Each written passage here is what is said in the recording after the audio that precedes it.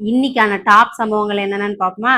அதுல ஃபர்ஸ்ட், இன்னைக்கு நான் காலையில எந்திரிச்சதுமே நான் பார்த்த பெரிய சம்பவம், செந்தில் பாலாஜியோட வீட்டுக்கு கரூர் போலீஸ் ரைடு போயிருந்தாங்க. அங்க அவரோட தம்பி அசோக்க தேடி போயிருந்தாங்க. சென்னையில அங்க அவரோட வீட்டுல தேடி பார்த்திருக்காங்க, அங்க அவர் இல்ல. அதுக்கப்புறம் கரூர்லயும் அவர் வீட்டுல போய் தேடி பார்த்திருக்காங்க, அங்கேயும் அவர் இல்ல. அவர் தலைமறைவாவே இருக்கிறாரு. அவரை கண்டுபிடிச்சிட்டா எதுக்காக போலீஸ் அவரை தேடுறாங்க அப்படின்றது தெரிஞ்சிடும். செகண்ட், இந்தியன் முஸ்லீம் லீக் கட்சி வந்து டிஎம்கேவோட கூட்டணியில இருந்து விலகி டிவிகேல ஜாயின் பண்ண போறோம் அப்படின்னு சொல்லி அந்த கட்சியோட தலைவர் காதர் மொய்தீன் வந்து சொல்லியிருக்காரு. தேர்டு, முதலமைச்சர் விஜய் சாரோட பிறந்த நாளை முன்னிட்டு அவரோட ஃபேன்ஸ் தொண்டர்கள் எல்லாருமே ரத்த தானம் பண்ணியிருக்காங்க. இன்னைக்கு அமைச்சர் நிர்மல்குமார் அவர்களும் ரத்த தானம் பண்ணியிருக்காரு.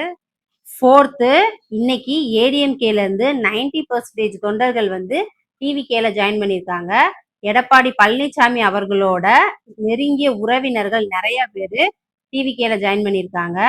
அந்த நிகழ்ச்சியில அமைச்சர் ஆதவ் அர்ஜுனா அவர்கள் வந்து ஏடிஎம்கேவும் டிவிகேவும் சேர்ந்தா மிகப்பெரிய சக்தியா மாறிடலாம் அப்படின்னு சொல்லியிருப்பாரு. அப்புறம் டிஎம்கேவோட ஆட்சியில மக்கள் எல்லாரும் ரேஷன் அரிசி வாங்கி இட்லிக்கு மாவாட்டுறதுக்கோ இல்ல மாட்டுக்கோ தான் போடுவாங்க. அது வந்து சாப்பிட்ற மாதிரியே இருக்காது. அந்த அரிசிய மக்களுக்கு சாப்பிட்ற மாதிரியான அரிசியா கொடுக்கணும் அப்படின்னு சொல்லி முதலமைச்சர் விஜய் சார் வந்து உத்தரவு போட்டிருக்காரு அப்படின்னு ஆதவ் அர்ஜுனா அவர்கள் வந்து அந்த நிகழ்ச்சியில பேசியிருப்பாரு. ஃபிஃப்த்து, முதலமைச்சர் விஜய் சாரோட பிறந்த நாளை முன்னிட்டு சென்னையில இருக்க வண்டலூர் ஜூல நுழைவு டிக்கெட் வந்து ஃப்ரீன்னு சொல்லியிருந்தாங்க. அந்த டிக்கெட் எல்லாமே ஆன்லைன்ல புக் பண்ணி ஃபுல் ஆயிடுச்சு. அதனால நேர்ல வந்து டிக்கெட் வாங்கிக்கலாம் அப்படின்னு நினைச்சிருந்தீங்கன்னா யாரும் வராதீங்க, ஏன்னா ஹவுஸ்ஃபுல் ஆயிடுச்சு அப்படின்னு சொல்லியிருக்காங்க.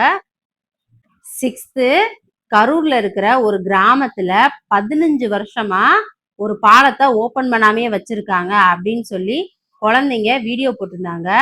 அதை பார்த்த உடனே அதுக்காக நடவடிக்கையும் எடுக்க ஆரம்பிச்சிட்டாங்க.